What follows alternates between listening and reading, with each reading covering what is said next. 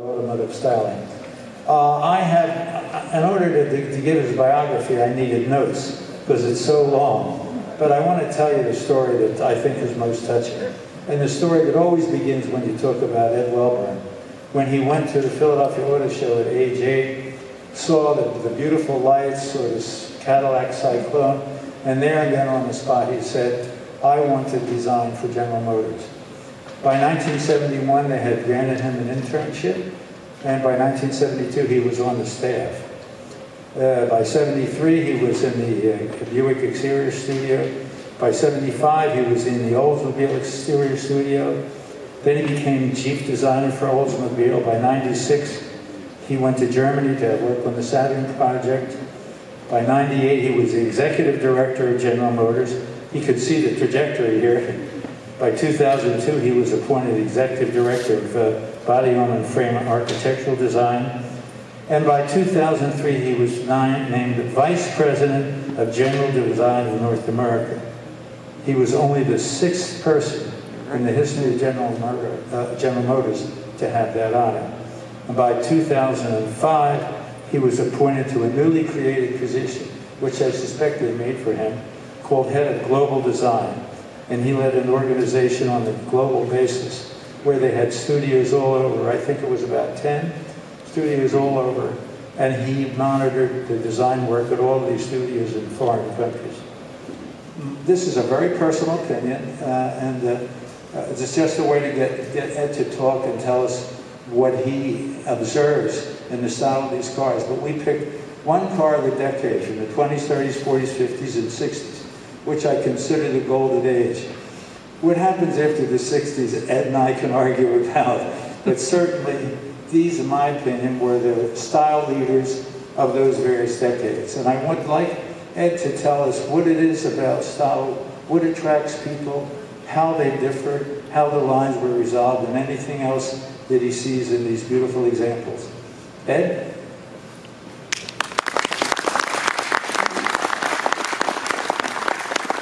Well, thank you, Fred, and good afternoon, everyone. It's a real pleasure to be here this afternoon to talk about the golden age of design. I thought about this quite a bit. First off, Fred did not want me to do a lot of research behind this or study each one of the cars just to come up and talk about them. Well, I can't help but think about these vehicles because I know this audience, and this audience knows these cars quite well. And the golden age, as Fred talks about, yeah, it's a very special period of time, but how about that period prior to what Fred considers the golden age? And he showed those vehicles up there that all looked alike. They were created by very talented inventors and engineers and craftsmen, and they developed these machines to get everyone from one point to another. They really started to open the world up because you had the freedom of movement in these early vehicles. Vehicles from the late 1800s, early 1900s, 1910, 1920. In many ways, they were machines, like many other machines of that period. And I mean it with all due respect. Singer sewing machine, it was black, it had little pinstriping. Many of these vehicles had that.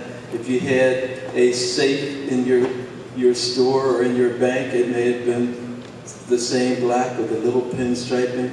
They were devices, they were machines, and they were decorated either with gold pinstriping or there may have been bronze. Each and every one of these cars is a great statement for their period and may be way ahead of the curve with everything else. If you really think about this car from the 1930s and what other cars look like at the same time, it'd be great to have another car from the 30s next to it to see how low this is, how the proportions have changed, how sleek it was. The fact that there is no running board is just part of what makes the vehicle very sleek. Again, the main fuselage, the hood, doors into the tail are kind of the center point of the design.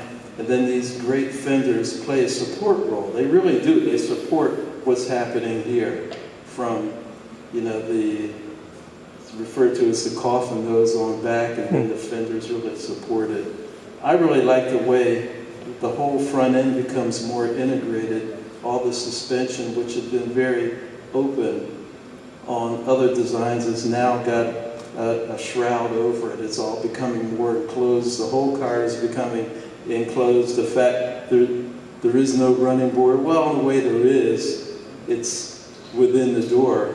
There's more of a running board there. When you open the door, there it is. And the whole tail just kind of, yeah, it flows. The windshield, you know, and you see details that remind you, no, this isn't a 1950s car. This is a 1930s car. You see details like the wipers or areas of the interior are very much like the interiors of other cars of that period. But this exterior is just phenomenal. So much energy, so much power. And it's a design that inspired the industry in many ways.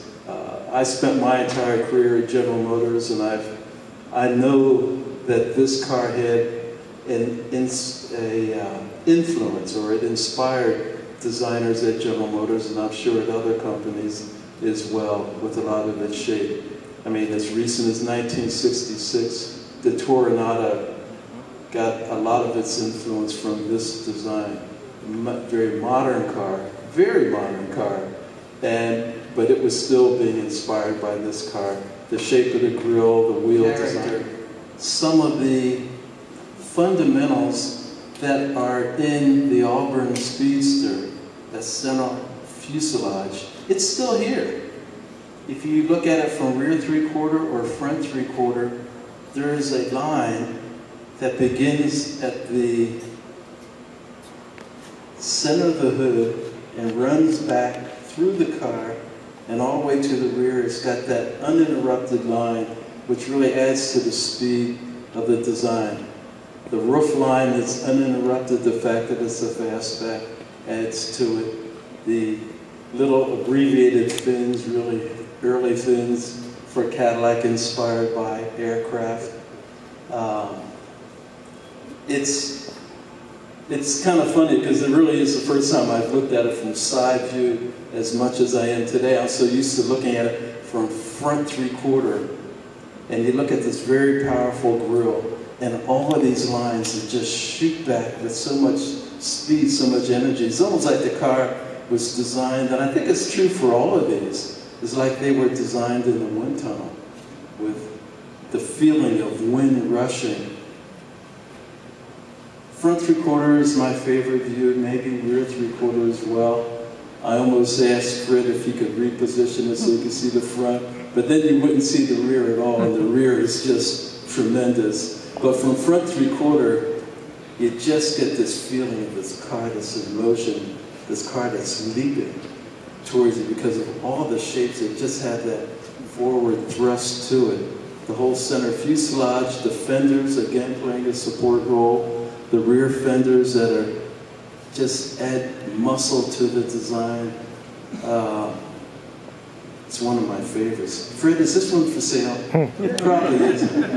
Probably is. I want this car so bad. I just love this car.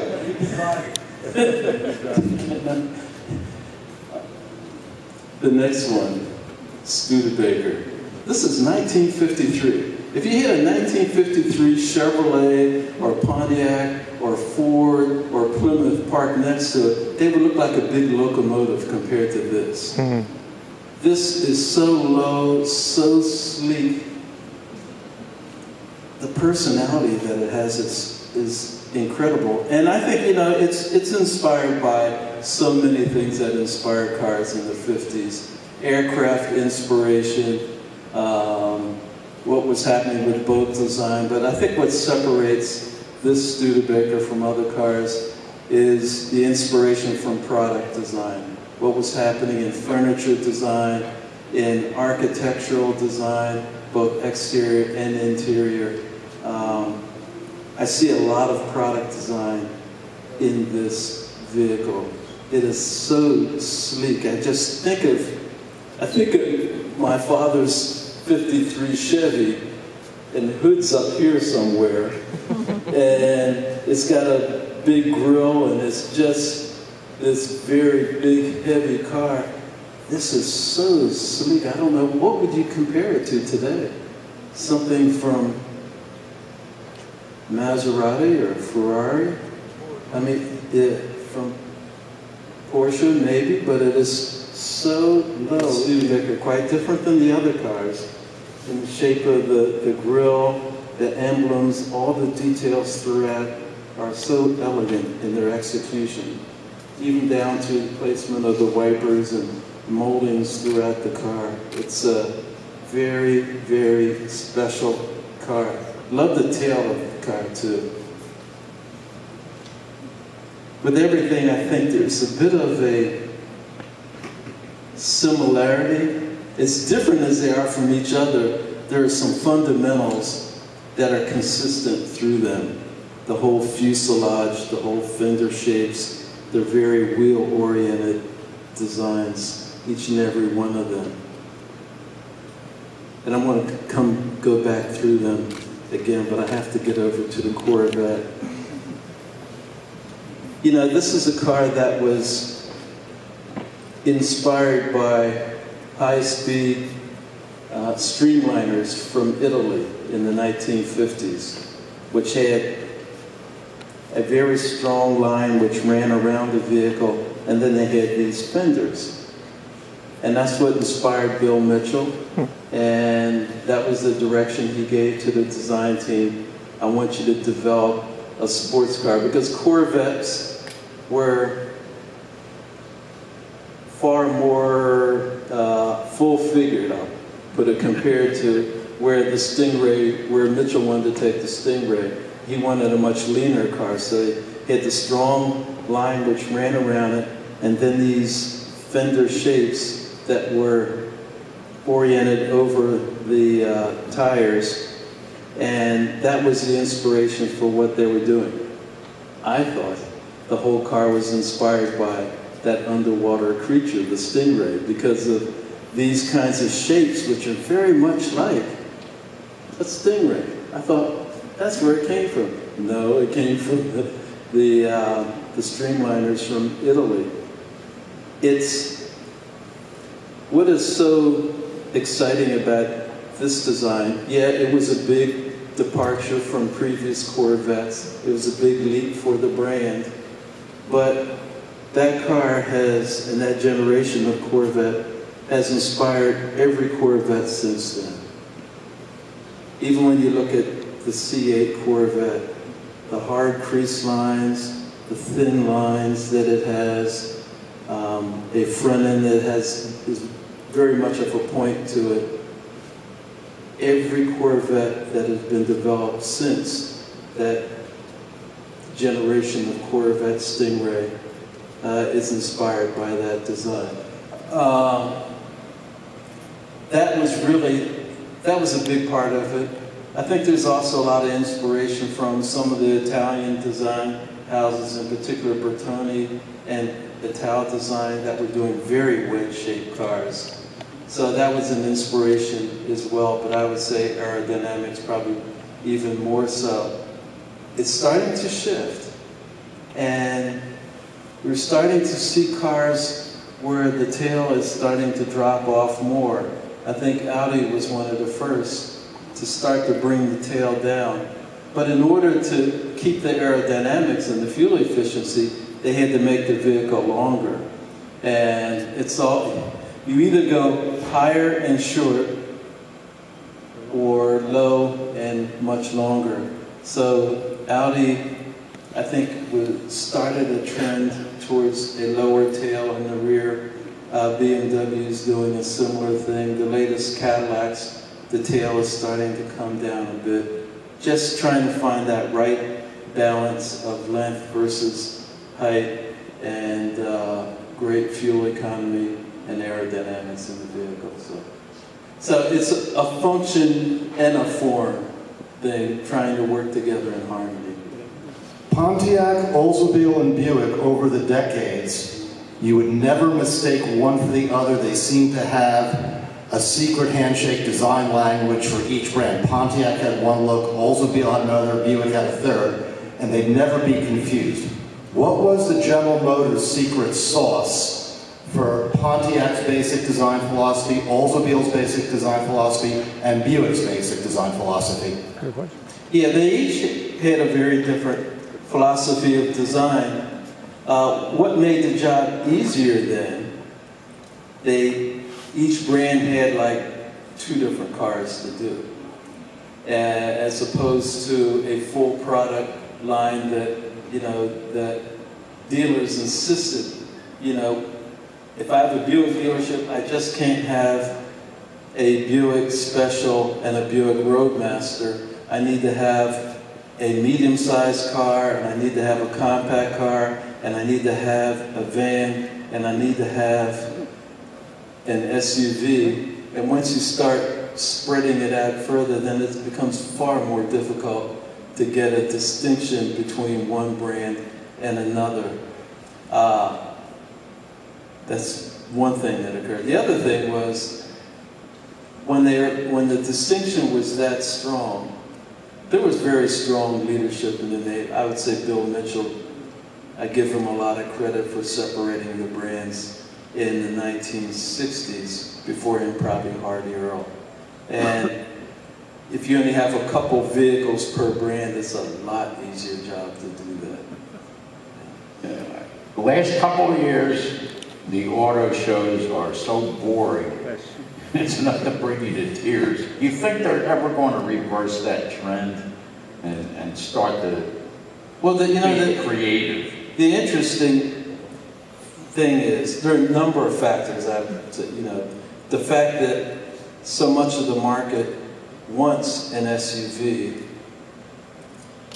makes it challenging, because an SUV is pretty much, it's a box, and then you can go wild with the front end, and some brands go too wild.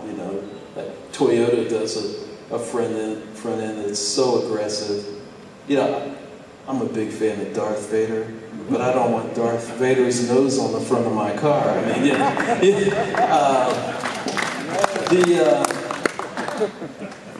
I think that some of the affordable brands have done a good job with SUVs. Ford, Jeep, Chevrolet, they've done a good job. Where I'm disappointed are those very high-end brands, say Maserati, Rolls-Royce, that their SUVs really don't look that much different than a Chevrolet or a Ford SUV. And I just think they have work to do. I don't know if I answered your question in total. But the other challenge is, you've got, I think an awful lot of brands, they're afraid to take risks for fear that, today, if a vehicle fails, the consequences are huge. A factory closes, a town implodes. In the past, they were able to recover, I think, much more quickly. A plant didn't necessarily fail, a city didn't fail. And I think an awful lot of brands are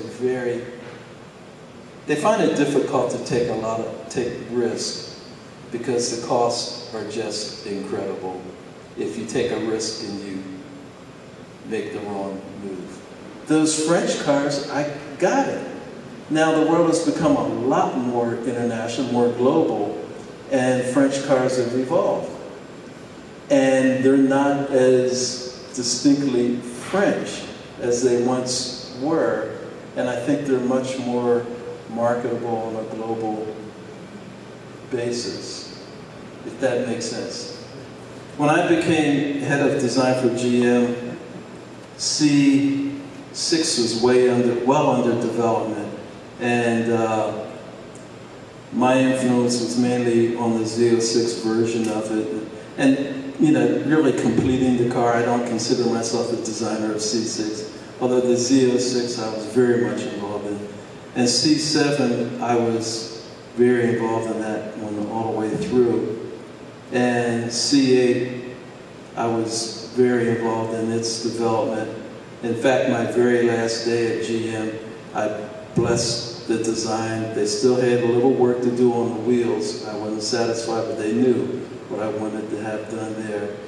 And the rear, they were going through a lot of challenges. The rear of C8 is one of the most difficult design challenges, design and engineering challenges you could have.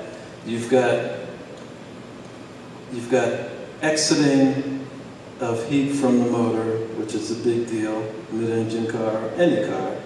You've got aerodynamics, you've got bumper regulations, you've got lighting regulations, you've multiple aero things to deal with, both in width and in height of the deck lid, and air exiting to help reduce drag. And Corvette, you know, you've got to have room for the golf bag that goes in there. All Corvettes carry golf bags. So that has something to do with the width. Yeah, it is, overall, it's a very active design. When we started, and I'll go back to C7, when we started work there, the average age of Corvette owners was really going up, and the sales were dropping off, and we needed to find that spot, that sweet spot for the brand where it appealed to a younger customer, did not alienate the older customers, but appealed to a younger customer and brought the sales back up. And that was the whole mission of C7. And it did appeal to a broader audience. C8 is doing fairly well. And it's a younger audience that's buying the car, and there are those who are trying to buy multiple cars. So it's right on the borderline of being too much as far as being an active design. Again, a lot of the inspiration comes from that car over there. The issues were several real quality issues with vent windows, just trying to get them to close and seal properly. You're trying to make the car quieter and quieter and seal the car and not have leaks and all that. That is just, it's such a difficult area of the car from a quality position. And then there are costs that went along with it. And, it just made so many things easier to manage properly by eliminating the vent window. And you know, so many people, at the same time, air conditioning or climate control was just increasing in popularity and getting far more refined in the way it operates. That the need for the vent wasn't as great. The idea of wanting to personalize a vehicle, do something with it that makes it really your own extension of your personality. I mean, the car that you have is almost like, one person put it, it's your outermost layer of clothing that you wear, and you want to personalize that. The challenge with the latest vehicles is that there are so many, there are cameras, there are probes, there are sensors in the front end. If you change anything in the front end, you're going to throw that off. And how you do that, how you change it and retain those cameras, which cameras are great. I love the cameras and I love all the sensors, but it does make it very difficult to change the nose of a car. You know, and I love to drive. And we'll continue to have vehicles that have a thrilling opportunity to drive. But there will be those vehicles that are autonomous.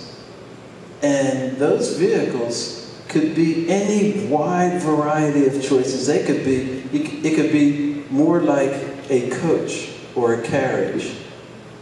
No horses, just a coach that you would ride in. I can imagine how it can change the whole driving experience. Say this coach picks you up at your home, takes you to a restaurant. You're having hors d'oeuvres on this coach while you're on your way to the restaurant. You have your meal in the restaurant, and then that coach takes you on a nice tour of the city. You know, and it may be a very modern coach. It could be a very sleek design like this Studebaker. I still can't believe that's 1953. Anyway, it could be very much like that.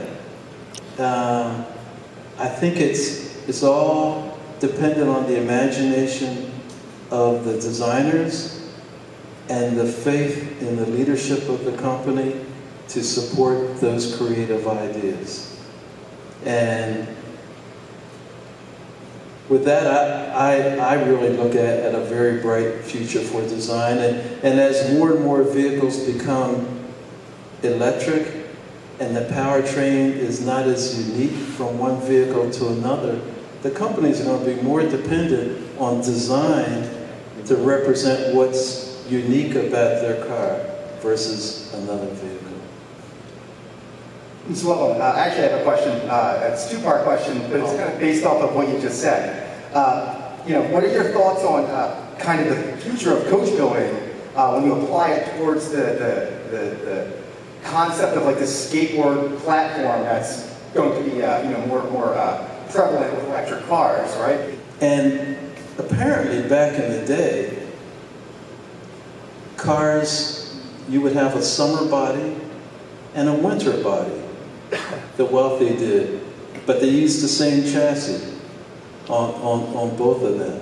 And so during the summer, your winter body was stored in the upper levels of Durham body, and then you'd come switch them out. Yeah. To some degree, you'll be able to do that in the future, not necessarily winter, summer, but you could have a couple different modes or body styles for your vehicle, or manufactured. There may in fact be companies that build just the skateboard chassis with the batteries and all the electricity and all of that as a part of it. And then there'll be other companies that will build bodies. I can really see a return of coach builders building bodies, almost to the point about the personalization. You know, where is that gone? Well, it could come back in a big way in which companies are designing bodies to go on these electric chassis. That sounds kind of cool to me. And what about Elon Musk? Elon Musk, I mean, you know, I'm excited about all the things that he does. And, you know, there's so many people that just did not believe it was going to happen. It's kind of happened in a big way. And, you know, very creative and very open to exploring things a bit different.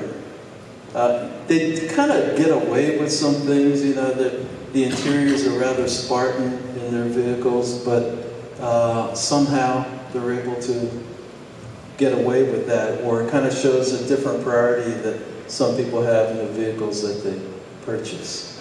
I've been so focused trying to design cars, you know, it's just, you know, I would always tell designers in the studios, you know, they had this great idea, a bunch of sketches, they'd fill the wall with sketches, and I said, yeah, you know, it'd be great if we built one of these and it was in the Museum of Modern Art in New York or in Fred's Museum, but I'd rather build 400,000 of them and have them in driveways across the country. I mean, I thought that that was always far more important. That's always been my priority. And even when I would lead the design of a concept vehicle, always did it with the possibility of it or elements of its design going into a future product. So, you know, I never thought it was important to design it just for me. You know, I've done some sketches of some things that, you know, might be kind of nice to have, but yeah, that's kind of been my priority. Yes. How does that come into play in a design studio when you're thinking of what's the next disruption, what's the next market that we're going to meet in the future? Yeah, I think it's, to answer your second question first, staying close to the market and really listening to customers. You know, we do a lot of market research, and I always, you know, caution everyone, at least at General Motors, you know, this market research is great, It's great to listen to the customers, but we can't let them design it for us. We need to understand what their needs are, what their concerns are. Yeah, the challenge is, anytime you want to do a small production run, it costs just as much to design a very low volume vehicle as it costs to design a very high volume vehicle. And so the return, you don't lose money. You'll just flat lose a lot of money. So doing a concept vehicle is an alternative, or even doing 2 or 3 of them. And concept vehicles, those are multi-million-dollar vehicles, just doing them. And if you're doing a small production run of vehicles, then yeah, you know, car programs are $300 million to $500 million, and if you don't get a return on that investment, then yeah, you're not going to do many of them. I have to say, you know, this body side of the Studebaker is such a clean, simple section.